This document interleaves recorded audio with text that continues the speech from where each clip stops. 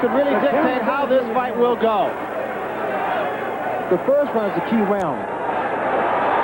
We're underway. And the pace is up-tempo right at the opening bell.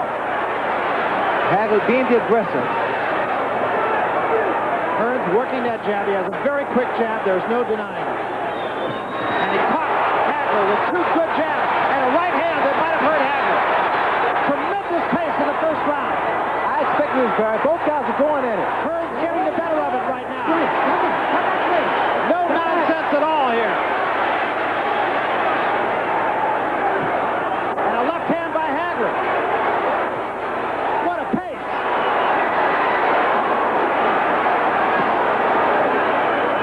You know, both the guys just winging shots, so whoever gets caught in the chin, There was may go down. Left hand by Hagler, and it stood Hearns straight up. And a right hand.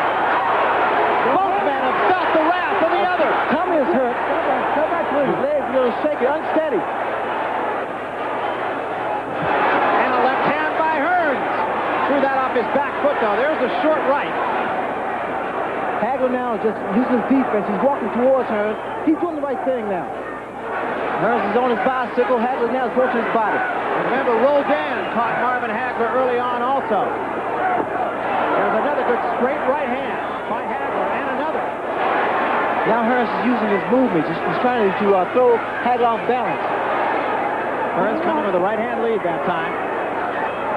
Both fighters are really off balance. Hagler leading with the right hand, but he's kind of lunging with it. There's another right hand, backs Hearns into the ropes. Watch for Hagler's hook. Now that was the right hand of Tommy Hearns, and it did catch Hagler, but he didn't take a backward step there. Another good right hand by Hearns. Hagler working his body now, trying to slow Tommy down. These guys are exerting a great deal of energy, Barrett. Tremendous pace in the first round. Blood coming from the face of Marvin Hagler. Can't tell yet where it's coming from. We'll see. Both guys will definitely be winded in the next round. It is over the right eye, I believe, of Marvin Hagler. We'll wait till we get him. And there's a lot of blood early on here. An awful lot of blood on the face of Marvin Hagler. It is in a place where it could do serious damage. We'll know between rounds when we get into the corner. Hagler punishing Hearns now. But it is Hagler who is bleeding. This is still the first round. The second round, these guys will definitely pace themselves. There has been no boxing at all, just fighting here. Just slugging. Blood on the face of Marvin Hagler. Again, we can't quite tell where it's coming from while Hagler continues to dish out punishment.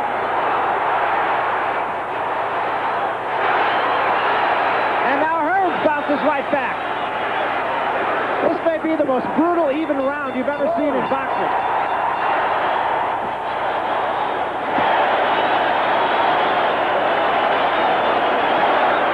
That's as good as it ever gets, folks. I doubt that there's ever been a better middleweight round than that one. The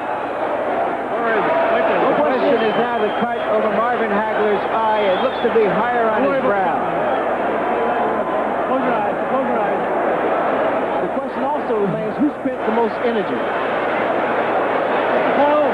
In my judgment, Ray, the surprise of that round was the fact that Marvin hit Hearns some excellent shots and didn't shake him. There's always been a question since your fight with Hearns whether he could take these kinds of punches.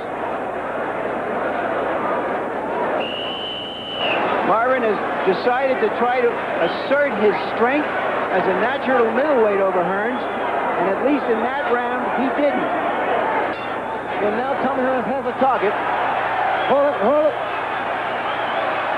And the key man in this fight can now be in the corner. Hagler comes out with a quick right hand. It is not a pace that can go on for 12 rounds. There's no question about that. Regardless of how well conditioned these two are. That's the front. You know, the first round, these guys did not use their boxing skills. They just went in there and just unleashed all kinds of punches. They were off balance. This time Hearns, second round, Hearns is pretty much using his skills. He's boxing. I believe, as Larry Merchant said, that both men have taken the best shot of the other. That was on the top of the head. That's the punch I'm looking for. The Hagler pretty much landing on Tommy. The hook. Because Tommy has a tendency to lean back. And Hagler comes with that looping Right hook. There's a swelling under the eye of Marvin Hagler as well, and also a little bit of blood under as well as over it. There's a left hand by Hagler, backs Hearns up.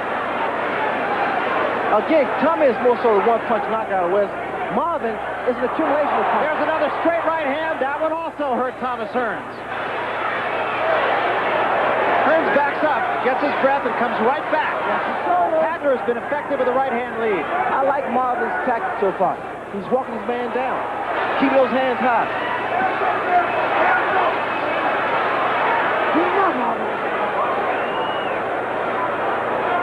Thomas Hearns fighting a very effective fight so far. He has Marvin Hagler cut. Well, cut is really more above the nose than it is over the eye, although it can cause him problems. There's no question about that. There's also a little blood on the bottom. What Hagler wants to do, he wants to get Tommy against the ropes.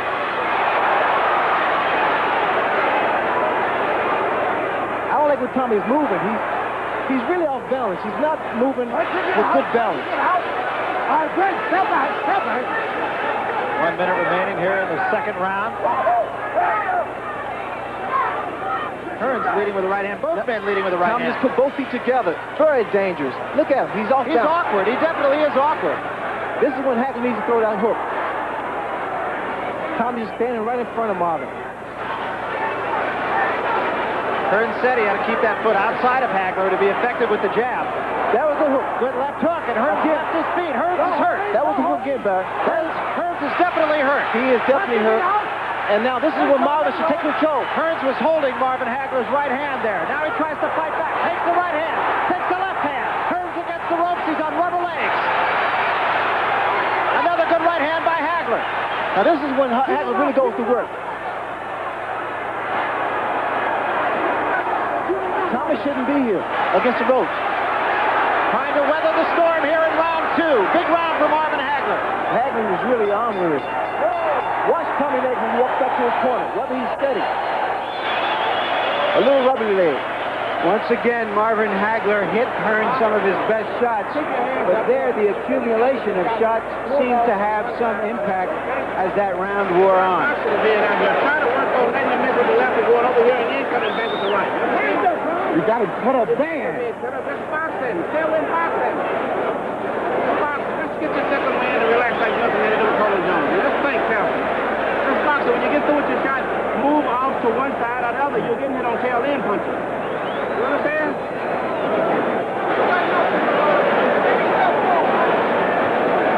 Don't worry about the cut, man. You had him going, man. Don't worry about the cut. Just got to keep pumping like that, man. Got to keep pumping. Understand? Okay, go ahead. Hit him up. Right? All right.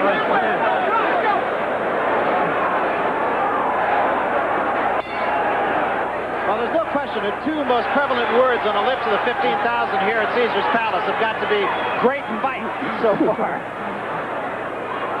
This entire crowd here, as a matter of fact, collectively is on its feet as we start the third round. Richard Steele says don't push. What has happened, Marvin has turned this fight into a street fight. He's not really boxing, he's just pretty much using his own strength.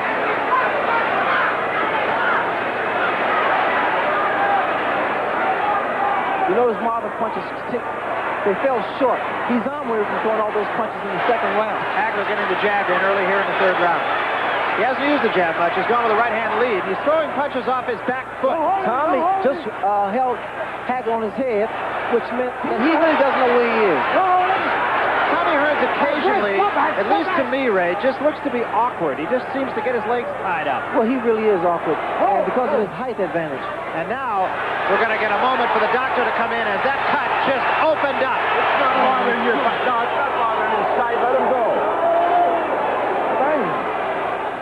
A lot of blood on the face of Marvin Hagler, and let's see if he just doesn't try to do some serious business or just get through. That jab of Hearns is effective, even though he's throwing it off the back foot. A good right hand by Hagler drives Hearns into the ropes once more. Tommy can't take too much of this.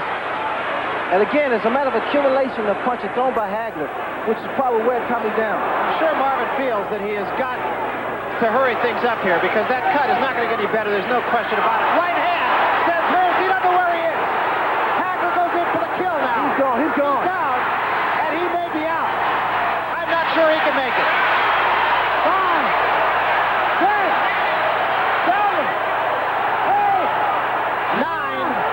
And he's up. He's up at 9. He doesn't know where he is. It's over. This one is history. Marvin Hagler, a tremendous victory. And there will be no doubters in this one. I said it. I felt something. It was a gut feeling, Barry, that it wouldn't go past 3 rounds. Or 5 rounds. And the cuts seem to have no effect. I don't think there's any question, Ray, but that Hagler hurt Hearns in the second round. Well, see, Hagler initially threw it right from the very first round. He stayed on top of Tommy. Tommy tried to exchange punch for punch. He couldn't do that. I stated earlier that Tommy should use his skill, box his man. Tommy Hearns being carried back to his corner now by his handlers. And obviously a beaten fighter. I also stated if Tommy Hearns should lose this fight in the fashion in which it happened, he will retire. Well, it took him, we were talking about this before the fight, Ray. It took Tommy Hearns a year to recover from the beating that you gave him. And this was worse because he was knocked out cold. And Marvin Hagler was simply dominant. Let's take another look at it, Ray. And I think this, as Larry Bircham mentioned, it was a cumulative effect. And it wasn't really boxing that was at stake. It was just a matter of Hagler fighting the type of street fight. He stayed on top of Tommy. Tommy here is on Queer Street. Hagler, a good finisher. You saw that right hand. I think you made a key point there, too. Hagler is a good finisher, and he really knows, although this was obvious, when his man is hurt. Well, here, Tommy's eyes rolling around. He was definitely hurt. Here we have another shot. And the right hook, which was the key punch, and I made that point earlier, that would be the punch that would pretty much put Hearns out. Well, another thing that we talked about, too, the first time that Thomas Hearns hit Marvin Hagler with the right hand, Hagler didn't step back. But a couple of times, Marvin was shaken by Tommy's right hand. And after a while, I knew after accumulation of punches to the body, to the head, and Tommy would retreat, that it was more so in Hagler's favor. Well, it's a tremendous victory. And Marvin Hagler, after he fought Roberto Duran here, really wanted the recognition as the great middleweight. And frankly, it wasn't a great fight. I don't see how anybody could not acknowledge the fact that Marvin Hagler was a marvelous, to coin a phrase, use his name, marvelous middleweight champion. A very proud champion, a very dedicated champion, and he proved that. But again, this fight did not show boxing skill. It was just a matter of hard determination and a great deal of power. But the fact is, we've seen Marvin Hagler when he does show good boxing skill. Well, again, Brad, take a look, and that right hook put Hearns on Queer Street. Tommy here is hurt. Doesn't know exactly where he is. Look at his hands. His hands are dropped. And there's a couple punches that put him down. And Thomas Hearns is looking for a place to fall down after that right hook. It landed above the eye, it looked like, on the side of the head. It was a tremendous punch. But again, it was just that one punch on top of all the other punches. Well, both fighters claimed it was going to end in 3 rounds, and the prediction came true. They were absolutely right. Right now, let's go up to the ring announcer. Chuck Hull will get the official decision. Referee Richard Steele stops the bout at 2 minutes, 1 second of the 3rd round. The winner by a TKO and still undisputed middleweight champion of the world, marvelous Marvin Hagler.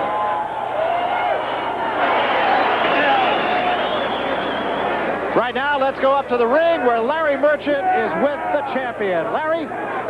Marvin, why did you decide to come out uncharacteristically so bold in this fight? Well, because Tommy had a big mouth. He's been woofing all through this tour. So how much you gonna put me away in 3 rounds? I said, let me tell you, you're gonna get it in 3 rounds. And it came true. We both had 3rd round predictions, but I figured that I would cool off a little bit and let the knockout come. But I had power in both hands tonight. And as you know, I started off right-handed, showing him. I think I kind of confused him a little bit, and then came back southpaw and put the ammo on him. Did you feel that you're naturally stronger and you didn't want to let him start off fast like he usually does? Naturally, that's what he does. He sets the tempo of the fight. He relaxes out there. People are afraid of him, and I showed him that I wasn't afraid. If anybody got to be scared, you better be scared of me. And, of course, he can't punch as hard if he's backing up. First of all, let me say I want to thank God for giving me the strength, the courage, you know, and the confidence to know that I can go in here and take this man out. I trained very hard, and I want to thank all my sparring partners who participated and get me in the greatest shape of my life. I felt better than when I fought Duran, and I told you one thing what I would do. I'll reverse what happened to Roberto Duran. I want him to taste and see what it feels like. He definitely tried to put the bomb on me.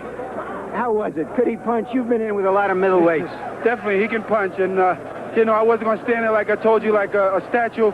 I had to work on the body, didn't come up with the head. Now, he took some of your best shots in those first 2 rounds. Were you surprised by that? No, because I started slowing him down. He started feeling the wear and tear, and I just hope that I Could really